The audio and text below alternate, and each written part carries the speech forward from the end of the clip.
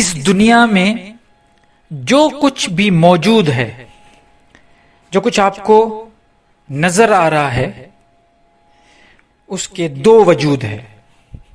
ایک جو آپ کو نظر آ رہا ہے جسے ہم ظاہری وجود کہیں گے، اور دوسرا روحانی باطنی وجود، وہ جو آپ کو نظر نہیں آ رہا.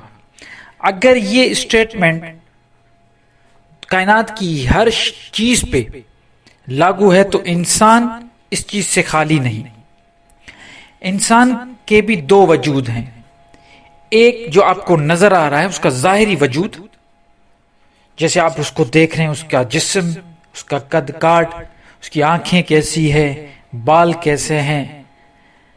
مزے کی بات یہ ہے کہ 8 ارب سے بھی زیادہ لوگ ہیں دنیا میں، کسی کے ساتھ شکل نہیں ملتی.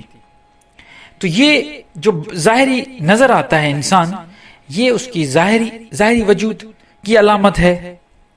اور ایک وہ وجود ہے جو آپ کو نظر نہیں آتا، جسے ہم باطن کا وجود کہیں، جسے ہم روحانی وجود کہیں، اور وہ وجود جو ہمیں نظر نہیں آتا.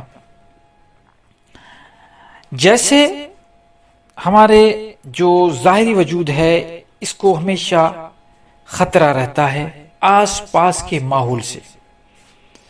ایک امیون سسٹم اللہ تعالیٰ نے بنایا ہے کہ جب بھی ہمیں کوئی ایسا گھاؤ لگتا ہے یا کوئی بیماری ہوتی ہے، تو خود بخود، ایک تو قدرت کے طرف سے امیون سسٹم بنا ہوا ہے، ہماری امیونٹی ہے، وہ خود بخود ہیلنگ کے پروسیس پہ چلا جاتا ہے. آپ خود دیکھتے ہیں، آپ کو کوئی چوٹ لگتی ہے، خون بہتا ہے، اور خود بخود وہ، اگر اس پہ کوئی علاج نہ بھی کیا جائے تو وہ خود بخود وہ زخم بھر جاتا ہے. لیکن سائنس نے پھر ترقی کر دی، پھر سائنس نے اینٹی بائیوٹکس ایجاد کر لیے تاکہ وہ ہیلنگ پروسیس تھوڑا اسپیڈ اپ ہو جائے. تو اس طرح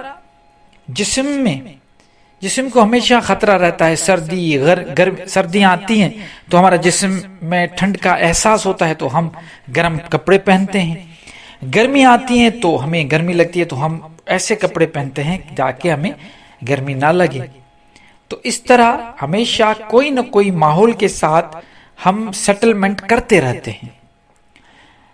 بالکل اسی طرح جو ہمارا باطنی وجود ہے، اس کو بھی ہمیشہ خطرہ رہتا ہے. اور وہ باطنی وجود اصل میں روح ہے، جسے ہم کہتے ہیں کہ روح بڑا پاک ہوتا ہے.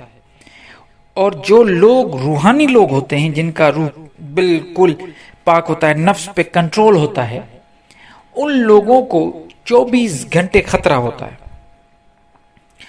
کیونکہ شیطان ہمیشہ اپنی انرجی، یا ایسا میں کہوں، ہم تو عام انسان ہیں، کہ حضرت آدم علیہ السلام اتنی بڑی ہستی، ان کو بھی نہیں چھوڑا انہوں نے. اس پہ بھی وار کیا، اور رزلٹ یہ آئی کہ جنت سے آؤٹ کر دیا. اللہ تعالیٰ نے پھر انسان کو کہا، کہ آدم کو کہا کہ تم جاؤ زمین میں میں نے تمہارے لیے مقرر وقت تک کھانے پینے کا اور آرائش کا انتظام کیا ہوا ہے، اور پھر واپس لوٹ کے آنا. اب یہ جو سفر ہے، اس سفر میں ہمیں جو روح کے ساتھ نفس دیا گیا، وہ نفس ہمیشہ روح کے لیے خطرہ رہتا ہے. صحیح راستے پہ چلنے جب انسان چلتا ہے تو نفس اس پہ حملہ کرتا ہے. نفس بھی اندر ہے، اور نفس کا استعمال شیطان کرتا ہے. باطنی وجود ہر پل، ہر وقت خطرے میں رہتا ہے.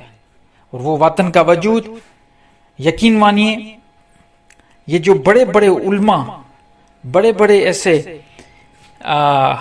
دین کے عالم گزرے ہیں، وہ بھی نہیں بچ پائے. ہم نے ایسے بہت ساروں کی ہسٹری پڑھی ہے جنہوں نے 200-400 کتاب لکھیں اور علم اتنا حاصل کیا، لیکن پھر شیطان نے ان کو ڈھیر کر دیا.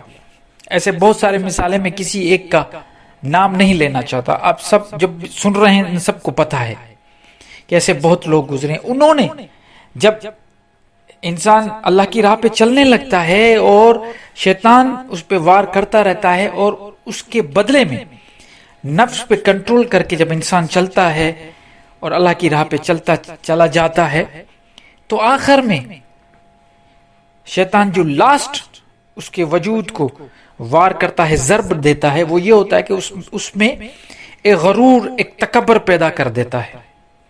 اور یہ سب سے خطرناک چیز ہے، کیونکہ متکبر صرف اللہ کی ذات کو اچھا لگتا ہے.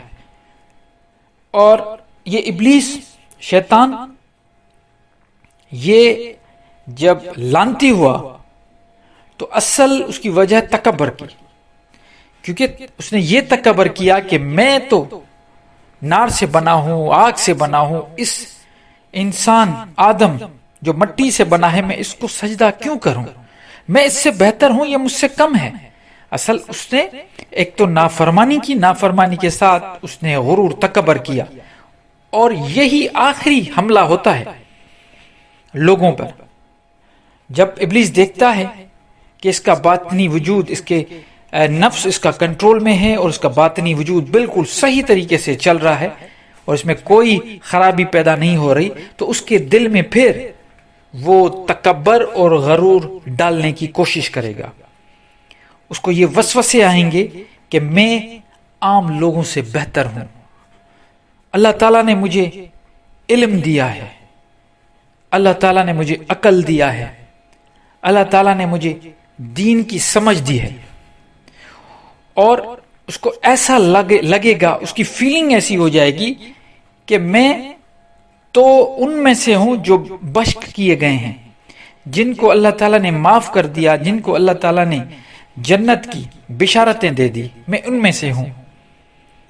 اور یہ جو غلط فہمی انسان کے اندر شیطان ڈال دیتا ہے، یہ ان لوگوں کو ڈال دیتا ہے جن پہ شیطان بار بار وسوسے کرتا ہے، لیکن وہ اس سے لڑتے رہتے، اچھے لوگ ہوتے ہیں، لیکن آخر میں جیت ابلیس کی ہو جاتی ہے، کیونکہ ابلیس ان میں غرور ڈال دیتا ہے. آپ نے ایسے بہت سارے لوگ دیکھے ہوں گے، بہت سارے عالم دین دیکھے ہوں گے، بہت سارے ایسے بڑے بڑے علماء دیکھے ہوں گے جن میں تکبر بھرا ہوتا ہے. یقین مانیے وہ بڑے اچھے لوگ ہیں، انہوں نے بہت محنت کی ہے، لیکن علم کے بدلے ان میں تکبر آ گیا. اور صرف یہ ایک جو شیطان کا وار ہے، یہ ضرب ایک ہی لگا دیتا ہے، جس میں وہ ایسے باطنی وجود کو ڈھیر کر دیتا ہے.